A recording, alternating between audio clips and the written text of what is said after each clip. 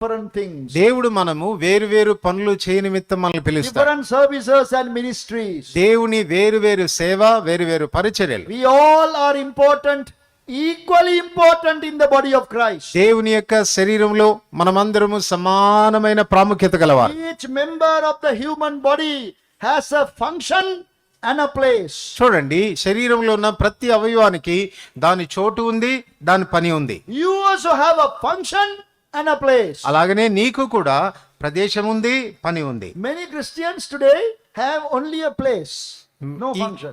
ఈ దినాల్లో చాలా మంది క్రైస్తవులకు స్థలం ఉంది గాని పని లేదు. Every day in the church meeting they can be found in their place. వారు సంఘంలో జరిగే ప్రతి కూడికల్లో తప్పకుండా హాజరై ఒక చోట కూర్చుంటారు. Those who are sitting in the front row, always sitting in the front row. చూడండి, మొదటి వరుసలో కూర్చునే వాళ్ళు ఎప్పుడు మొదటి వరుసలోనే కూర్చుంటారు. Those who are sitting in the back row, they are always sitting behind. ఇంకా వెనక వరుసలో కూర్చున్న వాళ్ళు ఎప్పుడు ఇదే మా స్థలం అన్నట్టు అక్కడే కూర్చుంటారు.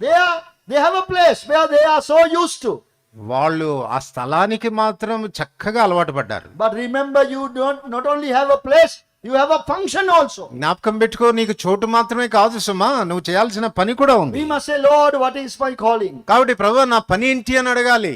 Let me serve you. ప్రభువా, నిన్ను సేవించని. Speak to the brothers who are the spiritual leaders. నీ పైన ఉన్నటువంటి ఆత్మీయమైనటువంటి నాయకులతో మాట్లాడు. And offer yourself. నిన్ను నీవు అప్పగించుకో. Lord, brother, what should I do? సహోదరులారా, నేనేం చేయమంటారని అడుగు. I am a member of the body. నేను శరీరంలో ఒక అవయవాన్ని. Give me my place and my service. నా స్థలం నాకు ఇవ్వండి, నా పని నాకు ఇవ్వండి. I came to the full-time service because God called me. దేవుడు నన్ను సంపూర్ణ సేవ నిమిత్తం పిలిచాడు గనక నేను ఆయన సేవకు వచ్చాను. So when I came to live in the assembly hall, నేను అసెంబ్లీ హాల్లో ఉండటానికి వచ్చినప్పుడు very first day I went and asked the leading brother, what should I do? అక్కడ ఉన్న నాయకుడైనటువంటి సహోదరుడి దగ్గరికి వెళ్ళి, అయ్యా నన్ను ఏం పని చేయమంటారో అని అడిగాను. I had no place to go.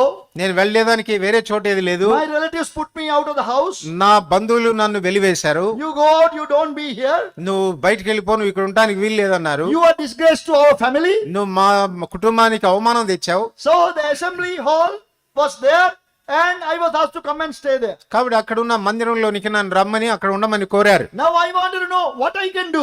కాబట్టి ఇప్పుడు నేనేం చేయాలో అనేది తెలుసుకోవాలి. Then the brother said, అప్పుడు సహోదరుడు అన్నాడు, please go to that back side, back room. ఆ వెనకలు ఉన్న గదిలోనికి వెళ్ళు. There is a broom there. అక్కడ ఒక చీపురు కట్టు ఉంది, You take it to your hand. తీసుకో, That is your work. అది నీ పని అన్న. So I started sweeping. కాబట్టి ఇంకా ఊడవడం ప్రారంభించాం. We must find the place. కాబట్టి మన స్థానం తెలియాలి. మనం We must find the ministry also. మనకు పరిచర్య ఏంటో కూడా తెలియాలి. Dear brothers and sisters, we must continue to do that. కాబట్టి ప్రియ సోదరి సోదరులారా, ఆ పనిని ఎడతెక్కకుండా చేస్తూనే ఉండాలి. While you are sweeping, నువ్వు ఊడుస్తూ ఉండగా God will use you also to bring spiritual blessing to other people. నీ ద్వారా అనేకులకు ఆత్మీయమైన ఆశీర్వాదాలు వచ్చినట్లుగా దేవుడు నిన్ను చేయగలడు. And you will see how God is using you. అప్పుడు దేవుడు నిన్ను ఎలా వాడుకుంటున్నాడో నువ్వు చూస్తావు. The calling of God is very important to brothers and sisters. సహోదరులు కానివ్వండి, సహోదరులు కానివ్వండి, వారి విషయంలో దేవుని పిలుపు అనేది చాలా ప్రాముఖ్యం. All are equally important to God. దేవునికి మనమందరం సమానంగా ప్రాముఖ్యమైన వారు, Equally useful to God. సమానంగా పనికొచ్చేవారు, Equally precious to God. సమానంగా ప్రశస్తమైన వారు. So we must say, Lord, I am available. అందుకనాలి, ప్రభా ఇదిగో అందుబాటులో ఉన్నానయ్యా. Lord, what is your calling? ప్రభా నీ పిలుపేంటి?